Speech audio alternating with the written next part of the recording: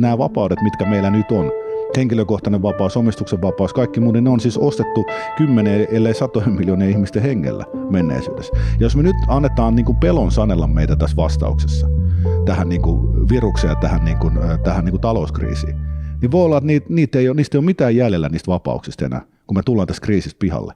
Ja silloin me oltaisiin niin kuin ajauduttu oikeasti tämmöiseen niin globaaliin dystopiaan. No niin, tervetuloa tänne neuvottelijakanavalle. Mulla on vieraana GNS Economicsin toimitusjohtaja Tuomas Malinen. Tervetuloa. Kiitos. Joo, nyt olemme tässä lokakuun lopussa. Koronan toinen aalto on tullut. Mitäs nyt? Joo, se tosissaan, niin se nyt on sitten iskenyt, että mehän niin kuin tästä toukokuun alussa varoitettiin. Et meillä oli semmoinen raportti, se perustui itse asiassa, tai erikoisraportti julkaistiin, ja se perustui, siinä niin kuin taustalla oleva mallinnus, siinä oli tämä niin kutsutusti apokalyptinen skenaario, mikä siinä oli tämä viimeinen kaikesta pahin, ja se perustui niin kuin Minnesotan yliopiston tartuntatautikeskuksen mallinnukseen siitä, joka taas puolestaan sitten perustui itse mallinnukseen tästä Espanjan taudista, joka raivos maailmalla 1918-1919, ja siinä tosissaan niin tuli Espanjan taudissa, niin se toinen aalto iski, se alkoi siis keväällä, muistaakseni oliko maaliskuussa 1918, ja sitten toinen aallon alku taisi olla syyskuussa sitten, ja siinä se tuli jo tosissaan, ja joissakin maissa se niin kuin eteni, että niin nopeasti tuli se toinen aalto, että puhuttiin, että siellä oli vain se yksi aalto. Joo. Ja nyt voidaan kyllä niin kuin sit valitettavasti sanoa, että tämä Minnesotan yliopiston mallinnus ja tämä tai siinä oli sitä meidänkin omaa mietintää siitä, että mä luin aika monta artikkelia tuosta Espanjan taudista silloin, ja niin kuin se nyt on tullut toteen. Ainoa mikä tässä nyt on onni, että tämä Espanjan taudissa kävi silleen, että se toinen aalto oli se tappavin. Ja nythän näyttää, että nämä kuolleisuusluvut on pysynyt huomattavan alhaisina verrattuna niin kuin tuohon kevätaaltoon. Ja toivotaan tietenkin, että niin kuin pysyy. Että siinä on se ainoa ero, mutta se siis Espanjan taudissa siihen tuli sitten kolmaskin aalto vielä. Se tuli sitten keväällä 1919 ja se oli sitten sitten sen jälkeen se niinku hiipui semmoiseksi niinku kausiflunssan tyyppiseksi. Mutta tässä on tosissaan, niin tämä on nyt ollut semmoinen, nyt kun tämä toinen aalto on tullut, niin kyllähän nämä talousnäkymät on aika synkät. Nyt tässä, että tässä on ollut puhetta, niin kuin mekin viimeksi puhuttiin tästä V-käyrästä, ehkä monessakin mielessä, ja nyt niin kuin voidaan ihan suoraan sanoa, että sitä V-toipumusta ei tule. Että se ei Euroopassa ole ollut oikeastaan niin kuin muutenkaan. Tupla-V-toipumista. No tupla-V voidaan toivoa, mutta Euroopassa kun ajatellaan, että taantumahan alkoi siis viime vuoden viimeisellä kvartaalilla jo. Ja eihän se on ihan selvää, että kun talous painuu taantumaan, niin ei se sieltä niin kuin yhtäkkisesti nouse. Ja mua niin kuin pikkasen tässä tavallaan niin kuin harmittaa tässä kaikessa, nyt kun tässä tilanteessa ollaan tultu, josta me tosissaan silloin toukokuun alussa hyvinkin selväsanaisesti varoitettiin, on, että niin kun ajatellaan, että kun tämä epidemia lähti niin Wuhanista silloin tammikuun puolenvälin jälkeen, ja me varoitettiin niin kuin helmikuun alussa tai itse asiassa tammikuun lopussa jo sekä meidän asiakkaat ihan globaalistikin, nyt tässä voi mennä niin kuin tässä voi käydä pahasti, koska siinä oli tietoa silloin, oli tullut jo Kiinasta Wuhanista, että tämä niin kuin, niin kuin oireettomien kantajien osuus on niin suuri, että se on todennäköisesti levinnyt jo niin kuin Wuhanin ulkopuolelle. Ja sitten Lancetissa, joka on lääketieteen johtava kansainvälinen tiedejournaali, niin siellä tuli sitten tammikuun viimeisenä päivänä oli tämmöinen mallinnus, mikä perustui just tähän, ja siellä sanottiin aika selvästi, että jos tulee yksikään indikaatio siitä, että se on lähtenyt Wuhanin ulkopuolelle, niin sitten se menee pallon läpi. Ja tässä niin kuin me varoitettiin siitä silloin, mä kirjoitin hallitukselle meillä jo helmikuun alussa, että nyt tässä voi käydä aika huonosti, ja nyt pitäisi alkaa varautua, ja se niin kuin tavallaan menetettiin, mitään ei tehty Suomessa silloin, ja globaalistikin sitä ei niin kuin jotenkin tunnistettu sitä uhkaa. Ja se meni, sitten se iski maaliskuussa tosi kovalla voimalla niin kuin Suomeen ja globaalin talouteen, ja sitten sit se alkoi ohittua näiden niin kuin sulkutoimien johdosta, niin sitten tuossa tuossa touko-kesäkuussa, ja sitten siinä olisi pitänyt tehdä valtava valmistautuminen. Mutta jotenkin sekin niin kuin missattiin, vaikka oli näitä varoituksia, ne alkoi tulla pitkin kesää siitä toisesta alosta, ja niin kuin me tiedettiin, että miten just vaikka tämä Espanjan tauti on käyttöön, nämä niin kuin menetettiin nämä valmistautumismahdollisuudet mun mielestä Suomessa, ja myöskin niin kuin monessa paikassa globaalisti. Ja ainoa mitä keskityttiin, on jotenkin tämän talouden niin kuin kuvitteelliseen nostamiseen. Se niin kuin nähtiin ihan selkeästi noissa niin kuin toisen kvartaalin luvuissa, niin kuin tänä vuonna, että kuinka rankka se isku oli. Se oli siis itse asiassa isompi, mitä me odotettiin, mikä kertoo aika paljon muun muassa euroalueella. Ja että kun se talousromahdus käytännössä alkoi toisella kvartaalilla tänä vuonna. Kun ajatellaan, että meillä on ollut, niin kuin Yhdysvalloissa on ollut pisin nousukausi koskaan, muuallakin maailmassa on ollut tosi pitkä, ja sitten sitä on niin kuin koko ajan pidetty pystyssä keskuspankkielvytyksellä ja velkaelvytyksellä. Koko niin kuin tämä aika vuodesta 2009 lähtien. Niin siitä ajatellaan jotenkin, että kun tulee tämmöinen massiivinen isku, niin kuin että suljetaan niin talouksia ja yhteiskuntia, ja sitten meillä menee hajoon nuo toimitusketjut, niin sitten jotenkin kummallisesti, että se talous nousisi sieltä.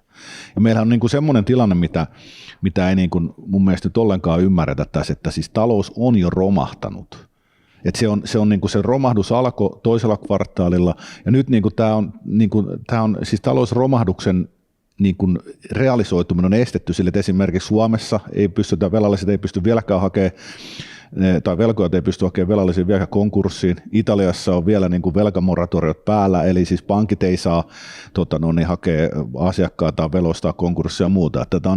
Tähän on vedetty semmoinen kummallinen niin kuin illuusio, että kaikki olisi ihan ok. Ja samalla sitten niin kuin valtavat määrät valtiot on laittanut liikkeelle tai laskenut liikkeelle velkaa ja nostanut kulutusta, on tukenut yrityksiä, keskuspankit on pumpannut valtavat määrät rahaa talouteen. Ja kun ei tämä on vaan sen niin kuin tavallaan sen valtavan kuilun, mihin tämä maailmantalous tippui silloin toisella kvartaalilla, niin sen niin kuin päälle vedetty niin kuin matto, joka kun siihen joku kerran astuu, niin siitä tippuu läpi. Ja nyt tämä toinen aalto on tavallaan tehnyt sen, että ollaan saavuttu pisteeseen, jossa niin sitä on enää mahdoton niin kuin kieltää sitä, että että tässä käy tosi huonosti. Ja mikä tässä on se, mikä tässä on itse alkanut huolettaa, että mitä tapahtuu nyt sitten, kun tämä toinen aalto tulee ja tämä talouskriisi varmasti iskee tosi pahasti, niin kuin alkaa näkyä ihan viimeistään tuossa niin kuin keväällä, jos se aikaisemmin, että kuinka syvä tämä kuoppa itse asiassa on, ja siis mehän odotetaan niin kuin esimerkiksi niin kuin Euroopan pankkikriisi, että se alkaa keväällä, kun katsoo niin kuin Espanjan ja Italian työttömyyslukuja kaikki, niin se on aivan kuralla, ja kun niiden taloudet siis todella pahassa jamassa ottaa huomioon sen, että jo niin kuin keväällä pelkästään Italian pankkien pääomitustarpeeksi niin kuin arvioitu semmoinen 400 miljardia. Nyt se on varmaan jotain 600-700 miljardia, niin kuin valtavia summia, ja mistään Italialle ei ole sitä rahaa, mistä ottaa.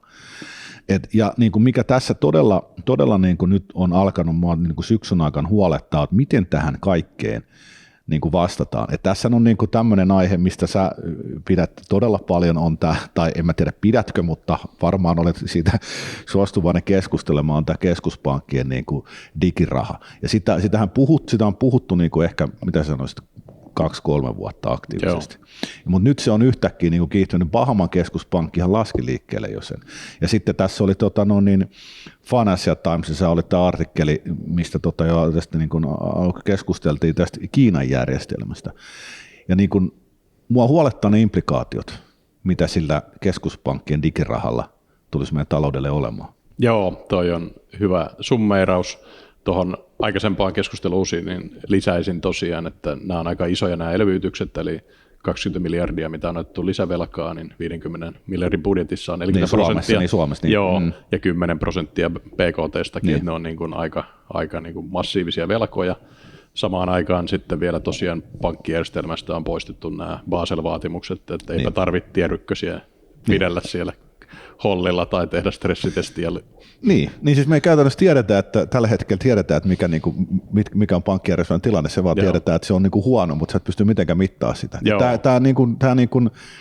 Tämä just liittyy siihen illuusioon, mikä on luotu. Mutta tuossa yksi paras vertaus, mitä mä oon tähän kuullut, niin kun hyvä ystäväni sanoi tuossa niin kuin kesän lopulla, että ihmiset luulee, että on puolipäivä, vaiko jo kello 6 illalla tai ilta 6. Tämä oli tosi hyvä, niin kuin, se niin kuin kuvaa tosi hyvin sitä tilannetta, missä me nyt ollaan. Joo, toi on muuten siis mun investointipankkiri vitsi, sulla on tuommoinen kello, niin jos sen kääntää toisinpäin, niin näkee tuommoisen investointipankkiirin analyytikon ajan, eli se menee, niin, okay.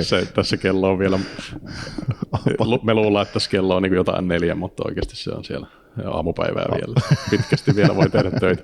Okei, niin tässä on joo, mutta avasit tuon toisen aiheen, eli tosiaan Financial Timesissa puhuttiin tästä Kiinan pankkijärjestelmän keskuspankkirahapakosta, ja siinä käytettiin termiä gosplanisaatio, mikä on taas mielenkiintoinen uussana, mutta siinä viitataan siis siihen, että Alipaylle ja WeChatille, sano vaan. Niin siis Gosplanissa pitää nyt varmaan kaikki muistuttaa, että siis Gosplanisaatio viittaa Gospankkiin, joka oli Neuvostoliiton keskuspankki, joka siis määritteli täysin sen, että mitkä, ei voi puhua ehkä yrityksistä sosiaalisessa taloudessa, mutta mitkä projektit saa rahoitusta.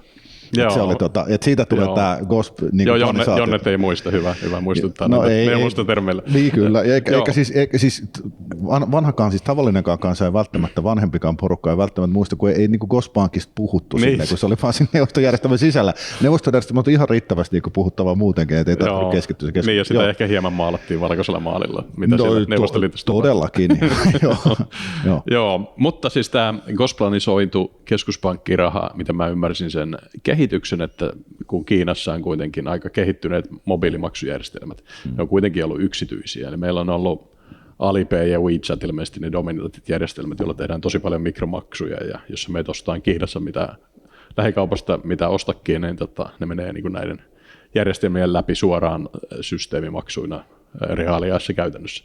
Niin nyt sitten Kiinan keskuspankki on sanonut, että hei, eikö se olisikin hyvä idea, kun ihan vaan just to be safe, me rakastetaan tätä yrityksiä, mutta teidän pitää nyt setlata nämä kuitenkin ihan muodon vuoksi tällä keskuspankkirahalla.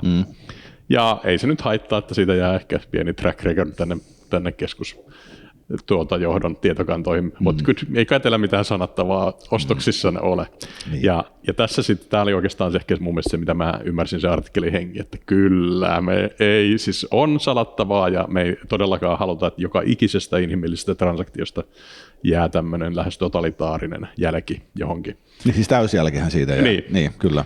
Ja sitten nyt tullaan tähän digitalisaatioon. Mäkin on siitä kävin esimerkiksi Antti Ronkainen, väitöskirjatutkija tästä keskuspankkijärjestelmästä, ja hänkin on ollut täällä vieraana, niin hän kutsui mut puhumaan tuossa 2 vuotta sitten Suomen Pankki, ja tällainen professori, hän ja sitten minä pidettiin luentosarja aiheesta EKP-kriisin jälkeen. Ja mun luento oli, että miten tämä keskuspankkiraha voidaan digitalisoida. Ja mä heittelin semmoisia tiekarttoja siihen, että tämä on niin kuin tapa niin kuin estää mahdollisesti tämän pankkijärjestelmän niin kuin romahtaminen ja sitten tuolta päästä käteisestä eroon. Ja mä pidin siis tätä hyvänä asiana tästä käteisen eroon päästä. Mä en tiedä, onko samaa mieltä näin välipointtina. Niin, et enää, minä ainakaan. Joo, mutta kuitenkin, siis mä näin, että nyt se ehkä lohkoketjun tai sitten vaan ihan sen käteisen rahan epäkäytännöllisyyden kautta pitäisi jotenkin mieluiten anonyymilla digitaalilompakoilla korvata. Se ei teknisesti kovin vaikea. Niin nyt Kiina on niin kuin hyvin lähellä tätä, tai ellei peräti ole jo ottanut sen askeleen, että meillä on niin kuin kansalaisten ja yritysten tasolla olevat ainakin vähintäänkin varjokeskuspankkitalletussaldot. Ja sitten ne voidaan niin kuin vetää pakollisiksi, että mikään ei transaktio toteudu, ellei ne niin kuin myös tapahdu siellä keskuspankkirahassa tai suoraan jopa keskuspankkirahassa pelkästään ilman liikepankkeja. Voisiko se muuten tähän vaiheeseen varmaan jengen kannattaisi avata, mikä on keskuspankkiraha? Joo, keskuspankkiraha on sen esimerkiksi EKPn korvike seteleille. Eli niillä on tietokanta entry, että jos Nordealla nyt on vaikka, tai sanotaan vaikka Deutsche Bankilla on vaikka nyt miljardin euron tarve siirtää rahaa nyt vaikka sitten Commerzbankille, niin eihän se lähetä miljardilla eurolla seteleitä sinne holviin, vaan se tapahtuu sillä, että se muuttaa counteria keskuspankin tietokannassa itsensä omistuksesta sinne Commerzbankin osuutukseen. Ja tämä on niin kuin vastine sille, mitä me tehdään joko seteleillä, mä annan sulle 100 sen, mutta sitten jos se menee vaikka 10 000, niin en mäkään sulle siis niitä lado eteen, vaan me tehdään sillä, että jos me ollaan vaikka samassa pankissa, niin minun bitti tili, niin omistusoikeus siirtyy vain sinulle. Tämä on niin kuin, keskuspankin raha on täsmälleen sama, mutta niin kuin yhtä tasoa ylempänä.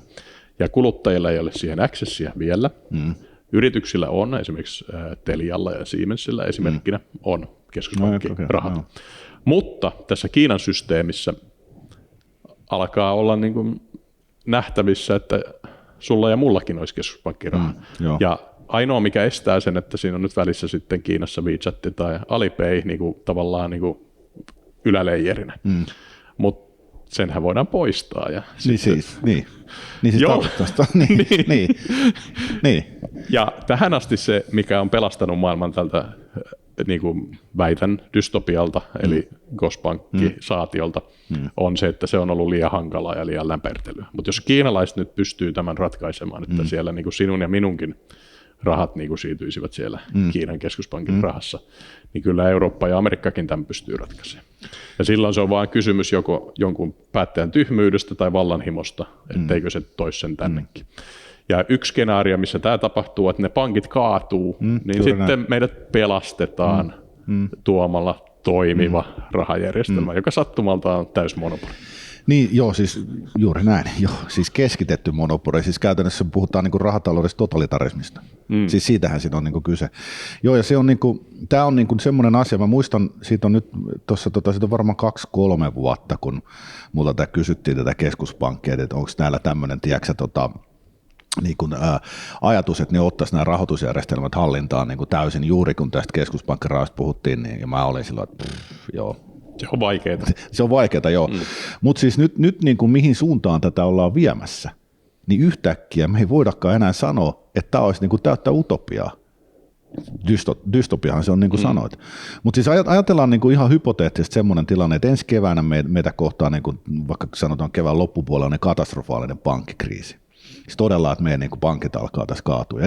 Aikaisemmin keskuspankkien roolihan on ollut tarjota niin kuin pankkeille likviditeettiä, eli vakuuksia vastaan lainoja, että ne saa maksettua niin kuin nämä omat vastuunsa, jotka lähtee, niin kuin talletukset ja muut, jotka lähtee sieltä pankista.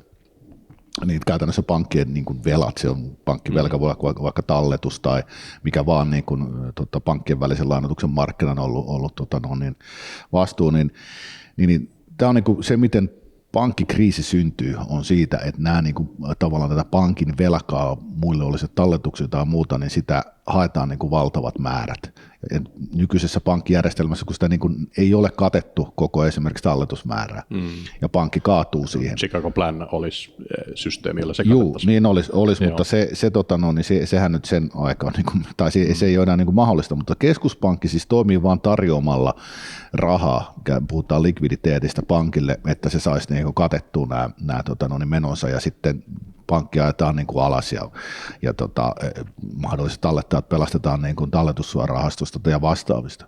Mutta nyt siis mikä tässä on se huoli, niin kuin hyvin sanoit tuossa niin kuin Alibaban ja tapauksessa on se, että mitäs jos siinä vaiheessa olisikin se mahdollisuus, että siirrettäisiin ne kaatuvan pankin tilit keskuspankkiin.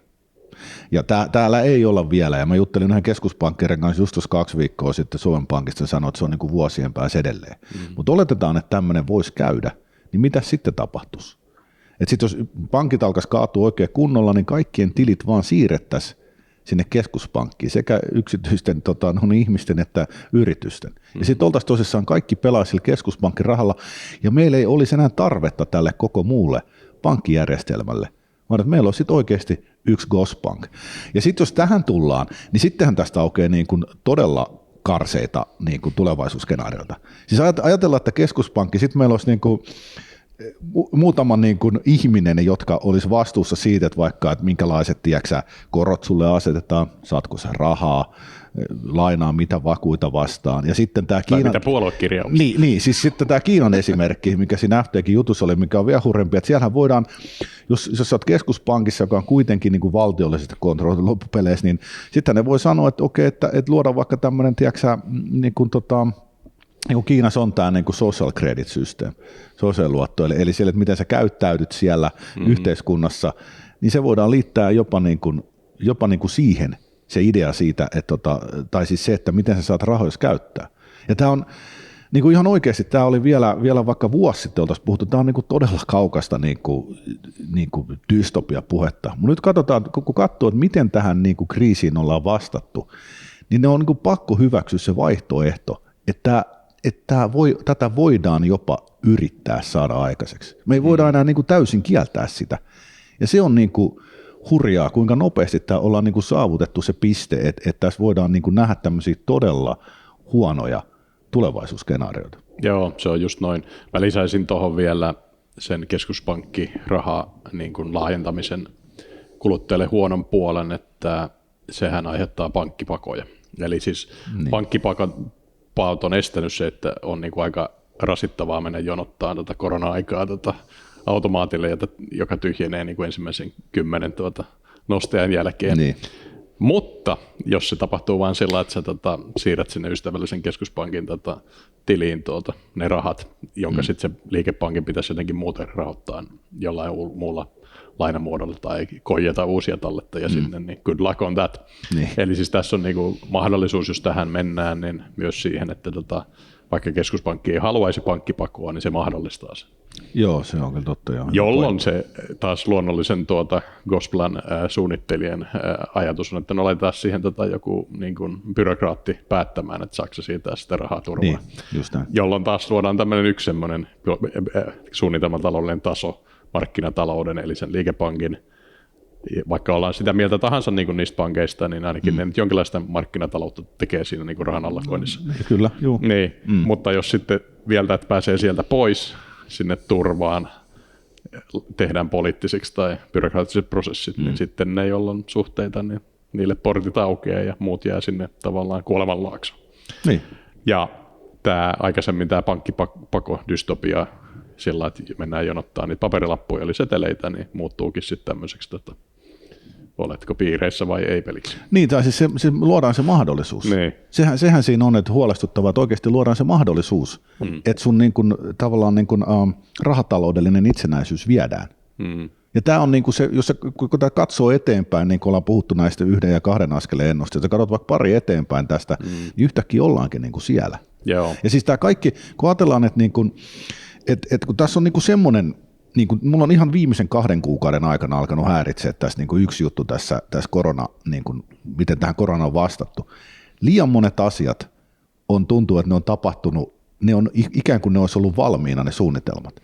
Ja tämä ei ole semmoinen asia, jota mä tykkään niin kuin miettiä aktiivisesti, koska siis ei niin kuin ollenkaan, mutta kun pitää myöntää se, että kun miten näitä esitellään, vaikka katsotaan, miten EU on ruvennut ottaa yhä nyt niin kuin roolia, että on tämä elpymisrahasto ja sitten on, että minkälaisia ohjeita ne antaa, se, niin kuin siinä on ihan selkeä vallan vetäminen sinne EU:hun on se. Ja toinen asia, mitä keskuspankit tekee joko tietäen tai tietämättään, on vetää niin kuin rahataloudet valtaa niille, katsoo minkälaiset operaatiot Fed teki esimerkiksi.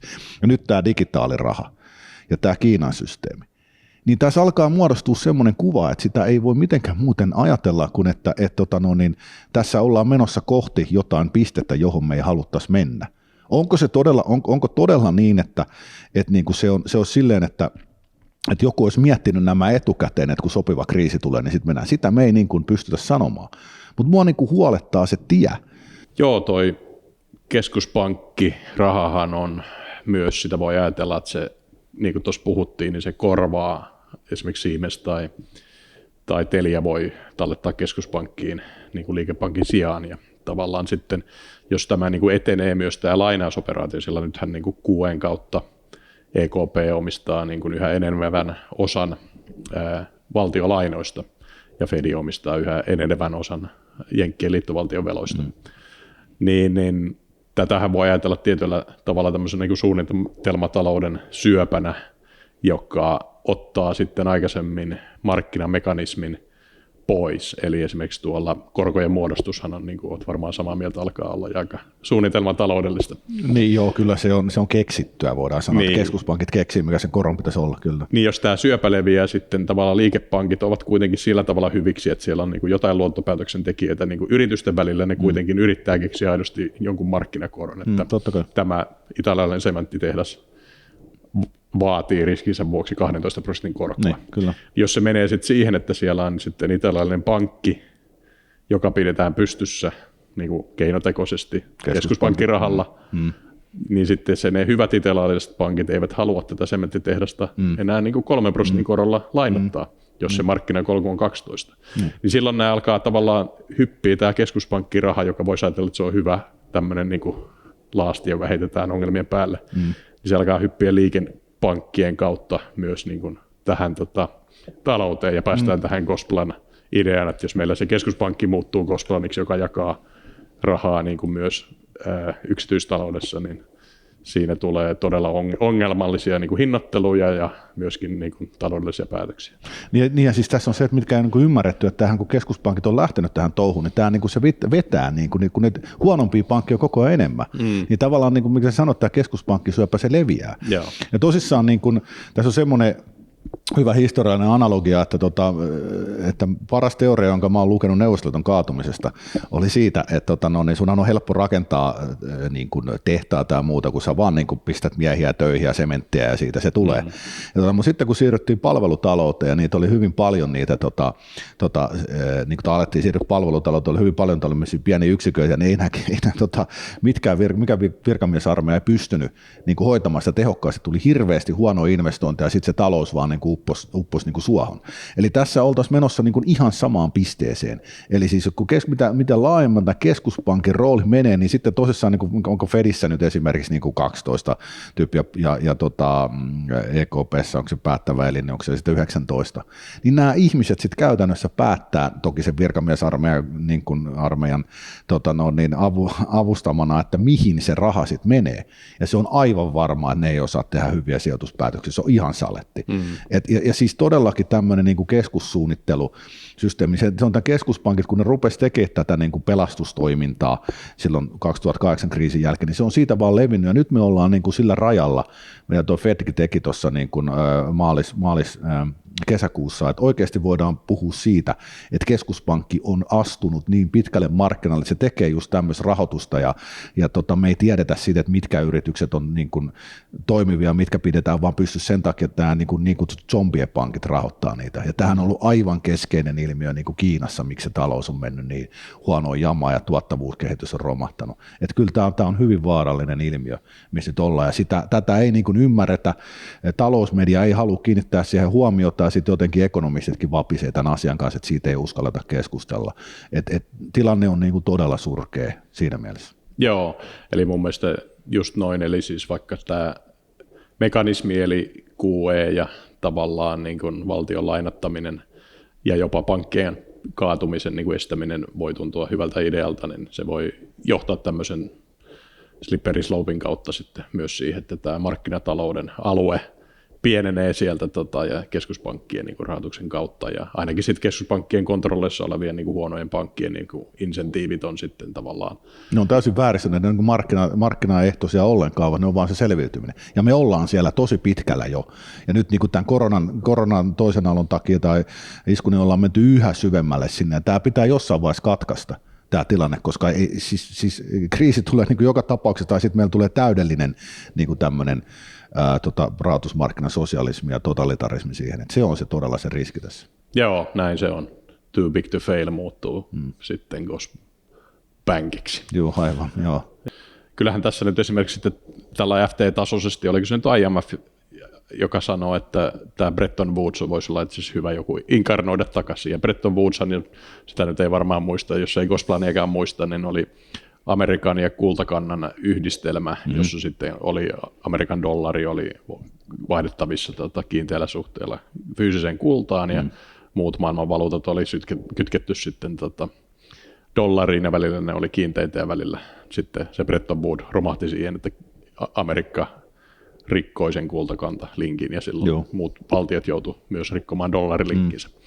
Mutta tässä niin kuin sitten tulee vielä tämä globaali ulottuvuus siihen kaiken tämän niin kuin ihan Kiina, EU, Amerikka lisäksi sitten niin joku jossain toivoo myös, että nämä kaikki alueet myös linkittäisiin. Se ei riittäisi se yksi gosplan, vaan niin kuin kaikki yhteen. No siis tulisi varmaan omat gosplanit ja sitten se vedettäisiin kaikki yhteen. Mutta siis todellakin tässä ei ole kyse niin kuin mistään muusta kuin sen observoinnista, että mitä me nähdään, että tapahtuu. Ja tässä pitää olla aika tarkkaan. Toi Bretton Woods tosissaan, niin se on mielenkiintoista, että IMFn pääekonomisti, siis jonka nimen nyt autuasti unohdin, niin ehdotti sitä, siitä ei ole kuin 2 viikkoa taisi olla, kun se tuli se juttu. Ja onko tämä sattuma? Ei, mutta siis ajatellaan, niin mietitään sitä, että onko se todella repässyt tämän idean tässä niin kuin, tästä vaan, vai onko se ollut siellä, että jos tulee tämmöinen hetki, niin sitten heitetään. Mitä tämmöinen Bretton Woods niin kuin 2.0 niin kuin käytännössä tarkoittaa? Silloin se oli tosissaan sidottu kultaan ja Yhdysvaltain dollariin ja sitä kautta sitten kaikki muut oli NS-kultasidonnaisia, että ne oli ne kiinteät ne kurssit ja nehän ei tietenkään kestänyt kiinteänä, niitä piti aina silloin tällöin. Suomihan devalvoi hyvin usein, kuten tiedetään, ja siihen piti ottaa erillislupa ja se sitten itse asiassa se Bretton Woods-järjestelmä kaatui siihen, kun siis Vietnamin sota ja miten Yhdysvallat rahoitti sitä, että sitten jenkit huomasi jossain vaiheessa, nyt on niin paljon taaloa liikkeelle, että eihän meillä, jos ne rupeaa vaatimaan näitä kullaksi, niin sitten on niin kuin kaikki meni ja se loppui sitten siihen, mutta niin se IMF ei ole, siis kansainvälinen valuuttarahasto ei ole täsmentänyt, että mitä se tarkoittaa tällä Bretton Woods 2.0. Johonkin ne pitäisi sitoa, mutta mä niin kuin vähän veikkaan, että se ei ole kulta, mihin ne yrittää sitä sitoa. Et meillä on niin kuin, me voitaisiin käyttää niin kuin siihen spekuloitiin, että mihin ne tarkkaan ottaa ja haluaa, että puhutaan näistä special drawing rightsista tai sitten jostain niin kuin, yksi vaihtoehto se on niin kuin keskuspankkien kryptovaluuttojen niin kuin joku näköinen korivaluutta, mihin ne voisi sitoa, mutta ne haluaa niin kuin sinne taakse, koko maailman talousjärjestelmän taakse jonkun siis yhteismitallisen yksikön.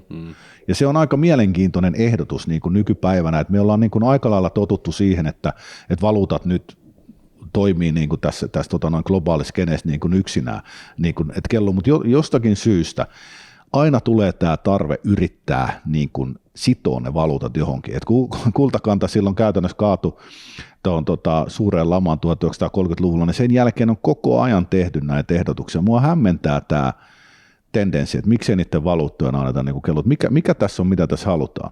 Mutta tässä jälleen aukeaa semmoinen outo kulma, että IMF on siis kansainvälinen valuuttarahasto on siis käytännössä perustettu sen takia, että se hoitaa noita vaihtotasekriisejä. Silloin kun se 48, kun se perustettiin, niin se oli sen alkuperäinen idea, koska tämä kultakantaan sitominen, kun sulla on kiinteä valuuttakurssi, niin sitten vienti ja kysyntä heittelee muuta, niin se aiheuttaa niin kuin sun vaihtotaseeseen, joka siis käytännössä mittaa sun tavaroiden ja palveluiden ja myöskin niin kuin rahoitustaseen tietyn näköistä vaihtelua muihin maihin, jos se painuu vakavasti negatiiviseksi, se pitää jotenkin korjata, ja IMF luotiin niin kuin antamaan rahoitusta näihin vaihtotaseongelmiin. Ja mutta sitten sen niin kuin rooli muuttui tuossa, varsinkin 1980-luvulla oli nämä latinalaisen Amerikan maiden kriisit, niin se tuli niin kuin yhä enemmän kriisirahoittajaksi. Ja sitten 90-luvulla yhä enemmän sitten oli Aasian kriisi ja muu, niin IMF:n rooli on niin kuin muuttunut koko ajan semmoiseksi, että se todella tarjoaa nykyään niin kuin hätäluottoja kaikille maailman maille, tai onko se 195 maata, kun siihen kuuluu vaan mikä. Ja se on niin kuin tavallaan siellä meidän kaikkien niin kuin, kansallisten talousjärjestelmien taustalla oleva instituutio. Ja jos se alkaa ehdottelemaan sitä, että pitäisi ruveta niin kuin vetää joku tämmöinen yhteinen valuutta ja tämmöinen siis valuuttamekanismi, mitä Bretton Woods oli, niin kyllähän se herää väkisin se kysymys, että jaaha, että tulisiko se sitten niin kuin teidän alle se järjestelmä, teidän jotenkin kontrolloitavaksi. Ja niin kuin tämä on jälleen niitä kysymyksiä, että nyt niitä ehdotetaan tässä niin kuin kriisin keskellä, miksi nyt? Että tässä niin kuin tulee se kysymys vääjäämättä mieleen. Mä oon nyt miettinyt sitä tässä niin kuin syksyllä, että sitten kun tämä kriisi todella iskee, niin ehdotetaanko meille sitten siihen ratkaisuksi jonkunnäköistä tämmöistä globaalia taloushallintajärjestelmää? Ja tämä on niin kuin, en miettinyt tätä sekuntiakaan vielä pari vuotta sitten, en ole oikeastaan niin kuin viime talvenakaan, mutta nyt on pakko myöntää, että nämä ehdotukset on sen laatuisia, nämä menee koko ajan sinne samaan suuntaan, että meidän on pakko hyväksyä se mahdollisuus, että tämmöistä saatetaan ehdottaa. Joo, mikä tässä on niin kuin erityisen niin kuin ärsyttävää mulle, että jopa tuo SDR niin kuin on mun mielestä niin kuin hyvä systeemi, siis sehän on Facebookin Librankin taustalla samanlainen valuuttakorijärjestelmä. Mun suosikkiratkaisu aina euroon on ollut tämä EKU, kori. Joo, niin. Ja tästä, olemme tainneet puhua siitä. Olemme tainneet puhua tästä, mutta mä näen niin kuin hyvin paljon hyvää tämmöisessä synteettisessä niin kuin monen valuutan niin kuin markkinapainotetussa korissa, jota käytetään setlaukseen. Se mun mielestä pelastaa euron, että kaivakaa ihmiset se mun paperi sieltä vaan naftaliinista. Mä olen eri mieltä. Joo, ja tämä SDR on niin kuin hyvin samanlainen niin kuin päävaluuttojen kori. Ja tässä on siis mä tunnustan tässä mussa on hieman jopa semmoistakin sairautta kuin jälkikeynesiläisyyttä, niin sieltä tulee eksorsismia varmaan sulta, mutta eli Lordi Keynes, hän ehdotti Bancor-nimistä SDR-tyyppistä järjestelmää Bretton Woodsin korjaamiseksi, että tässä voidaan niin kuin jopa niitäkin papereita siellä pölystä tomustella 60-luvulta, mutta tai 50-luvulta.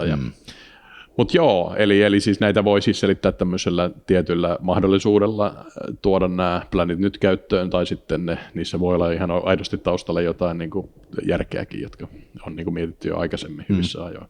Mutta nyt niitä tulee, ja sitten niistä just on hyvin sanottu, että kannattaisi nyt ainakin se toinen steppi, eli kolmas steppi tähän skenaarioissa, että jotenkin tämä niin kuin on turruttavaa tämä poliittinen analyysi, että aina vaan katsotaan välttämättömyytenä sitä ensimmäistä askelta. Joo, kyllä. Joo. Ja niin mitään polkuriippuvuutta, ei mitään tämmöistä niin slippery slope tai niin kaltavan pinnan analyysiä näissä. Joo, se on se on just, että tässä politiikassa vaikka niin kuin tämä elpymisrahastokin niin keskustelu, niin siinä ei tuntuu, että se mitenkään osata ottaa sitä toista askelta, että sehän ei olisi niin kuin, tietenkään kertaluontoinen muuta. Mutta tässä on niin kuin vielä semmoinen, että niin kuin tästä päästään hyvin tähän niin kuin täällä taustalla olevaan vielä huolestuttavampaan poliittiseen kuvioon. Että kun ajatellaan sitä, että nyt niin kuin Saksassa ilmeisesti tänään julistetaan taas sulkutoimia lisää ja erinäköisiä rajoituksia tulee, niin mihin me ollaan itse asiassa antamassa oikeuden niin kuin valtiolle puuttua tämän koronaviruspandemian seurauksena. Ja tässä oli semmoinen, mulla tuli tänne kun tulin, niin kävelin, niin tuli tämmöinen historiallinen analogia mieleen. Tuossa tuli maanantaina Darkest Hour-elokuva, joka kertoo Winston Churchillista käytännössä 1940 keväästä, jolloin siis natsi-Saksa vyöryi Eurooppaa yli. Eli ne hyvin nopeassa ajassa salamasotaa hyväksi käyttäen, itse asiassa ne sitten koukkasi vielä Ardennin kautta ja yllätti Ranskan siinä, niin ajo niin kuin Euroopan ja britit siihen tilanteeseen, että siis brittijoukothan oli silloin saarettuna Dunkerkiin, kaikki suunnilleen 300 000 koko niiden ammattiarmeija silloin, ja britit niin kuin mietti kahta vaihtoehtoa silloin kovasti. Toinen oli se, että antaudutaan Saksalle, ja toinen oli se, että noustaan niin kuin taistelemaan. Ja no me tiedetään, mitä sitten britit valitsi, mutta jos ajatellaan hetki, että britit olisi antautunut, käytännössä Stalin ja Hitlerhän olisi sitten jakanut Euroopan ja Britistä olisi tullut joku vasalivaltio ja se olisi tietenkin Hitler ehkä jossain vaiheessa yrittänyt mennä niin kuin Yhdysvaltoja ja muuta, mutta olisi hyvin todennäköistä, että olisi tapahtunut kaksi asiaa. Ensinnäkin toinen maailmansotahan vaati eri arvottu mukaan 40-70 miljoonaa ihmishenkeä, ihan kamala määrä. Mutta sitten niin kun, jos me oltaisiin jääty tähän, britit olisi antautunut. Ja Churchill ei olisi ollut siellä hoitamassa tätä hommaa puolustamassa länsimaisia arvoja, niin ei me käytäisi varmaan tätä keskustelua nyt tässä, että me oltaisiin oltu totalitarismin alla aika pitkään Neuvostoliiton ilmeisesti, no olisiko sitten kaatunut, niin sitähän me ei tiedetä. Mutta siis tässä on niinku semmoinen analogia mulle tuli mieleen, että me ollaan nyt tämän niinku koronaviruspandemian kanssa vähän samassa tilanteessa. Et mä niin kuin tuossa mainitsin, niin mä olin käytössä varmaan ensimmäinen ekonomisti Suomessa, joka vaati lockdownia keväällä. Mutta nyt aletaan olla siinä tilanteessa, että nyt kun nämä tulee uudestaan nämä niin kuin rajoitustoimet tai sulkutoimet, niin niillä alkaa olla aika vakavia taloudellisia vaikutuksia ensinnäkin, ja sitten niin kuin WHO itsekin varoitti, niin on niin kuin mielenterveysongelman kasvanut, itsemurhat kasvanut ja kaikki muut. Ja nyt niin kuin me ollaan siinä tilanteessa, jossa toisin kuin 1940-luvulla, niin meitä ei ole niin kuin uhkaamassa mikään ihmisen tekemä uhka, vaan luonnon tekemä uhka, virus, joita on maailmassa käynyt niin kuin monta, tai siis ne on niin kuin monta kertaa iskenyt ihmiskuntaa. Ja meillä on niin kuin, ja se on aiheuttamassa vakavan talouskriisin, tai on aiheuttanut jo. Niin käytännössä mitä me nyt niin kuin tässä valitaan, että jos todella käy niin, että tässä tullaan esittää, sit kun varsinkin kun talouskriisi kunnolla alkaa, niin tämmöisiä ratkaisuvaihtoehtoja, jos ensinnäkin meidän niin kuin taloudellinen vapaus vietäisi tämmöisillä erinäköisillä vaikka keskuspankkien ratkaisulla, ja sen lisäksi sitten meidät niin kuin, me sulkutoimilla ja muilla hyvin voimakkaasti rajoitetaan meidän niin kuin, liikkumisen vapautta. Ja tässä on kaiken taustalla on tietenkin ihan ymmärrettävistä syistä toisaalta niin kuin pelko. Siitä me pelätään sitä virusta, pelätään sitä talouskriisiä, mutta tässä on nyt, mun mielestä me ollaan niin kuin aika lähellä sitä pistettä, että me joudutaan miettimään sitä, että minkälaisena me tullaan tästä kriisistä pihalle. Että jos me annetaan pelon sanella kaikkea ja sanotaan valtiolle, että ehkäiskää, suojelkaa meitä, että tapetaan tämä virus hinnalla millä hyvänsä, pakkorokotetaan meidät kaikki, suljetaan meidät kellariin ja viedään meidän taloudellinen vapaus, niin kuin käytännössä kaikki ne uhraukset, mitä meidän esi-isät on tehnyt, siis nämä vapaudet, mitkä meillä nyt on, henkilökohtainen vapaus, omistuksen vapaus, kaikki muuten, ne on siis ostettu 10 ellei 100 miljoonia ihmisten hengellä menneisyydessä. Ja jos me nyt annetaan niin kuin pelon sanella meitä tässä vastauksessa tähän niin kuin virukseen ja tähän niin kuin talouskriisiin, niin voi olla, että niistä ei ole mitään jäljellä niistä vapauksista enää, kun me tullaan tässä kriisistä pihalle. Ja silloin me oltaisiin niin kuin ajauduttu oikeasti tämmöiseen niin globaaliin dystopiaan. Ja siis me ei tietenkään olla lähelläkään tätä vielä, mutta se on semmoinen asia, että jos me annetaan niin kuin pelon nyt määrätä näitä päätöksiä, niin tämä päättyy huonosti. Tässä käy huonosti, siis silleen, että niin kuin näyttää siltä, että tässä nyt niin kuin yritetään ajaa tämmöisiä keskitettyjä järjestelyjä. Me ei vielä tiedetä, pitääkö se paikkansa, mutta näyttää siltä. Jos se pitää paikkansa, ja me kyllä nähdään se, kun tämä kriisi etenee, niin minkälaisia ehdotuksia meille tulee. Jos me annetaan niille jokaiselle periksi, niin tämä maailma on aivan toisenlainen. Me ollaan oikeasti tämmöisessä dystopiassa, missä voi olla tämmöinen totalitarisminen raha ja kaikki muu kontrolli, sitten kun tämä kriisi päättyy. Ja tämä on niinku semmoinen asia, jota mä en haluaisi miettiä. Mutta kun tätä on aivan pakko, koska tulee näitä seuraavia aaltoja, nämä vastaukset, mitkä meille annetaan tavallaan niin kuin meidän johtajan taholta, on kaikki tämmöisiä keskitettyjä. Niin se huolettaa mua. Siis okei, nyt tietenkin ehkä Suomessa nyt annettu maakunnille enemmän valtaa, mutta katsotaan miten, tai siis lähneille muille enemmän valtaa, niin kuin miten ne saa vastata tähän niin kuin koronapandemiaan, mutta katsotaan globaalisti, niin nämä kaikki niin kuin EU kahmi lisävaltaa, IMF tekee tämmöisiä ehdotuksia, keskuspankit kahmi lisävaltaa, kaikki ajaa meitä lähemmäs niin kuin keskitettyä järjestelmää, ja se huolettaa mua. Siis todella. Huolettaako se sua?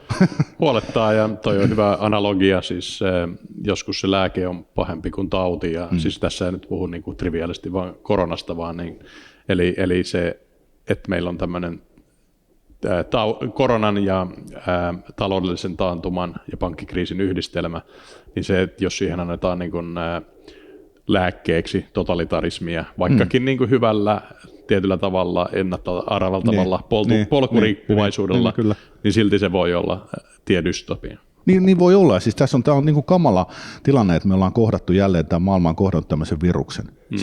Se aiheuttaa huomattavaa inhimilliskärsimyksiä, ihmisiä kuolee, se on kavalaa, mutta se hirveä tilanne, mutta meidän pitää miettiä sitä, että nämä vapaudet, mitä meillä on mitä me ollaan saatu, niin ne ei ihan oikeasti ole kauhean vanhoja. Että ihminen on elänyt lähes orjuutetussa tilassa tai keskivertokansalainen niin tuhansia vuosia. Ja nämä on niin kuin 200 vuoden, ehkä 100 vuoden, ehkä niin kuin tosissaan vapauden aika joku semmoinen 100 vuotta, mitä voidaan. Niin onko todella nyt niin, että siis että se meidän pelko antaa meidän niin kuin viedä annetaan pelon viedä nämä vapaudet pois meiltä. Ja tämä on semmoinen, mikä mä oon aivan varma, että me kohdataan tämä kysymys tässä niin kuin seuraavan vuoden aikana. Ja se on vakava kysymys, ja mun mielestä on niin kuin vastuutonta, että tähän vakavaan kysymykseen tietyt piirit sanoo, että ole hiljaa, tämä on ainoa tie. Eli siis kyllä tässäkin tilanteessa pitää pystyä miettimään joka ikistä just näitä, niin kuin sanoit, miljoonien, jopa 100 miljoonien ihmisten verellä ostettuja vapauksia ja miettiä, että niin kuin, onko tämä vapaus nyt sitten tämän totalitaristisen rakenteen arvoinen. Niinpä. Joo, ja siis se, että ymmärretään se, että kuinka vakavaksi tämä voi mennä ja mistä me voidaan joutua luopumaan. Nämä on semmoisia asioita, joita jokaisen pitää nyt pohtia. Että niin kuin nyt pitää ymmärtää, että se on ilta 6 tai ehkä ilta 7 se kello eikä 12. Joo. Että nyt on tämä tilanne on niin kuin vakava ja se taloudellisesti tulee vaan menee synkemmäksi ja tämä toinen aalto on täällä. Mutta nyt ollaan niin kuin niin kun siitä kun taidettiin silloin, onko se Black Swan osa 2, niin kuin, jos puhuu tästä just, ja nyt me ollaan niin kuin siellä, ja nyt alkaa sitten se tavallaan, niin kuin, nyt se loppupeli hakeminen alkaa nyt tästä, ja meidän pitää niin kuin todella varovaisia, että mihin tässä ollaan, mihin tässä annetaan meidät viedä, tässä pitää olla kaikkien hereillä. Koska kun katsoo meidän poliitikkoja, niin kyllä niillä niin kuin, joko ne osa on varmaan ihan kuutamolla ja sitten osa syystä tai toisesta ajaa meitä kohti tiettyjä keskitettyjä ratkaisuja. Me ei tiedetä heidän motiiveja, mutta se näyttää ihan selvältä, että sinne ollaan niin kuin menossa. Ja pitää olla äärimmäisen tarkkana siinä nyt, että mitä seuraavaksi tapahtuu. Ja lukee ne, että jos tämmöisiä ratkaisuehdotuksia tehdään, niin mikä on se seuraava askel ja sitä seuraava askel. Ja seurataan, että mennäänkö me sinne jossain vaiheessa, niin tavallisten kansalaisten on vaan vihellettävä se pelipoikki, että tämä ei käy. Me ei luovuta meidän niin kuin rahataloudellisesta vapaudesta, me ei luovuta meidän henkilökohtaisesta vapaudesta, me ei luovuta tämmöisen omistamisen vapaudesta mistään, mitkä tässä voi tulla, mitä voidaan esittää niin kuin ratkaisuna tähän kaikkeen. Ja tässä ei voida mitenkään sanoa, että me oltaisiin varmasti menossa tähän suuntaan. Mutta kun sä laitat nämä ehdotukset kaikki tähän niin kuin riviin ja katsot, että mihin ne on viemässä, niin kyllä se näyttäytyy aika selvältä, että tämä keskitetty ratkaisu voi olla, mitä meille ehdotetaan. Ja siihen pitää olla kaikkien varautuneet. Tätä pitää katsoa nyt objektiivisesti, niin kuin kriittisesti silleen, eikä niin kuin tämmöisiä niin kuin skenaarioita vaan lakaista pois sen takia, että se nyt on tuommoista höpinää, vaan nyt pitää oikeasti miettiä, missä ollaan ja mihin ollaan menossa ja mitä sitten, ja seurata niitä askelia, mitä meille tuolta meidän johtajiston niin kuin taholta tähän asetellaan ja kohdata se niin kuin rohkeasti tämä tilanne. Joo, mä luulen, että tähän on hyvä lopetella. Laittakaa kaikki tähän videon kommentteja, ollaanko me kello 6 ja missä vaiheessa pitää laittaa Iron Maidenin 2 Minutes to Midnight soimaan. Juuri näin. Ja mitä tässä vielä voitaisiin tehdä. Joo, mulla on ollut vieraana GNS:n Economicsin toimitusjohtaja Tuomas Malinen ja me ollaan puhuttu mahdollisesta dystopiasta. Kyllä. Kiitos. Kiitoksia.